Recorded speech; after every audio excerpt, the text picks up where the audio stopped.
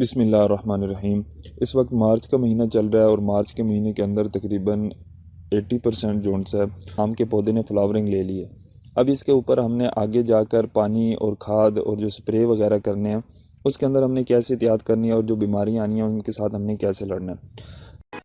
अब मार्च के महीने के अंदर जिस तरह फ्लावरिंग शुरू हो गई है तो बीमारियाँ आनी भी ज़ाहिर सी बात है शुरू हो गई हैं।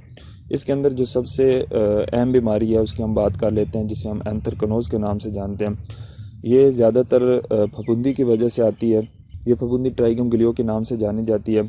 इसके जो असर नज़र आता है वो सबसे पहले हमें पत्तों पर नज़र आता है, उसके बाद आहिस्ता आहिस्ता शाखों की तरफ बढ़ता है और फिर हमारे फल को ख़राब कर देता है। पत्तों के ऊपर जो सा वो धब्बे नज़र आते हैं जो स्याही माइल रंग के होते हैं और इसकी वजह से हमारे पत्ते खुश्क होकर गिर जाते हैं।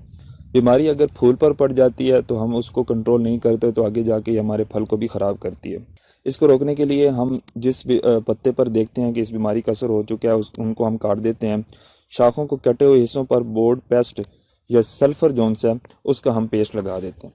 इसके लिए कोई भी अच्छा सा एक फफूंदी का स्प्रे लें जिसके अंदर तकरीबन 80 WB का फार्मूला हो, वो इस्तेमाल करें और उसको कंट्रोल करने के लिए स्प्रे जो है वो मुकम्मल तौर पर अपने बाग के ऊपर इस तरह करवाएं कि पौधों के हर जगह पर स्प्रे अच्छी तरह से पहुंच जाए।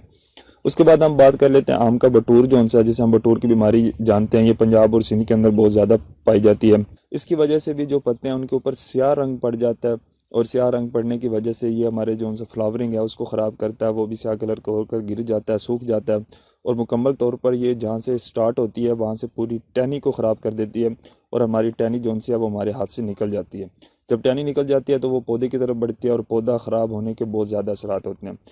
इसको कंट्रोल करने के लिए जब हम फल को तोड़ लेते हैं तो उसके बाद हमको फफूंदी का स्प्रे जो है जिस तरह इलियट है और टॉप्सन है ग्राम तकरीबन 100 लीटर पानी के अंदर डालकर हमें स्प्रे करवा देना चाहिए। उसके बाद सफ़ेद फफूंदी है जिसे हम पॉडी मेल्ड्यू के नाम से जाने जाते हैं।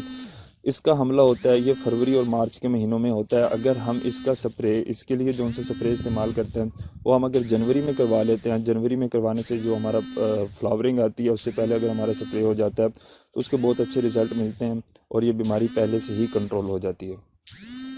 इसके लिए इलियट या सिजेंटा का कोई सा अच्छा स्प्रे जो है वो इसका शुरू से करवा दें और उसके अंदर नीला थोथा का इस्तेमाल लाजमी करें, क्योंकि जो रिज़ल्ट नीला थोथा देता है वो कोई भी और फफूंदी का स्प्रे नहीं दे सकता।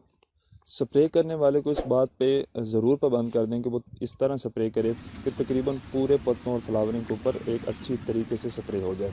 खाद की हम बात कर लेते हैं। खाद के अंदर जब आपका फल तकरीबन मटर के दाने के बराबर हो जाता है, जो अभी आपने खादें दे ली हैं वो तो आपने दे ली हैं, अब जो उनसी खादें आपने देनी हैं या हम जो अपने बागात में लगाते हैं वो तकरीबन नाइट्रोजन वाली खादें हैं। जिस तरह हम यूरिया का इस्तेमाल करते हैं, कोई भी अच्छा सोना यूरिया या एंग्रो यूरिया वो इस्तेमाल कर लें। अमोनियम नाइट्रेट है और पानी एक बेहतर मिकदार में जितने पौधे की ज़रूरत है या जितनी ज़मीन की ज़रूरत है उतना ही दें।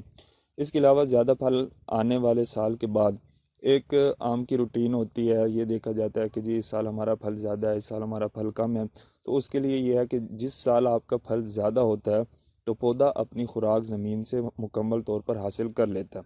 अब उसको अगले साल के लिए खुराक चाहिए और वो उस ज़मीन की से मिलती नहीं है, जिसकी वजह से आने वाले साल में उसका फल हमेशा कम रह जाता है। अब उसके लिए क्या है कि उसके लिए हमें अपनी खाद की जो मिकदार है वो तकरीबन 30 से 40% बढ़ा देनी चाहिए। यानी कि जो इस साल आप खाद डाल रहे हैं वो नेक्स्ट ईयर आपने तकरीबन 30 से 40% बढ़ा देनी है। पौधों से ज़्यादा फल हासिल करने के लिए उनको तमाम अज्जा देने ज़रूरी हैं, जिस तरह नाइट्रोजन है, उसके बाद फास्फोरस है, पोटाश है और मैग्नीशियम है, जिस्त है जिसे हम जिंक कहते हैं, लूआ है, मांबा है और बुरान है।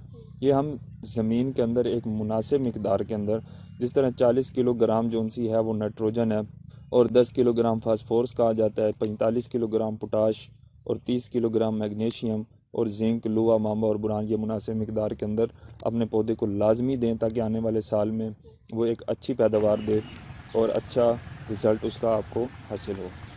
इसके लिए आप टॉप्सन एम या एलियट का स्प्रे करवा दें, FMC का कैप्रियो टॉप का स्प्रे यहाँ पर करवा दें और उसको तकरीबन 100 ग्राम का जो बैग है उसको 100 लीटर पानी में मिक्स करके स्प्रे करवाएं।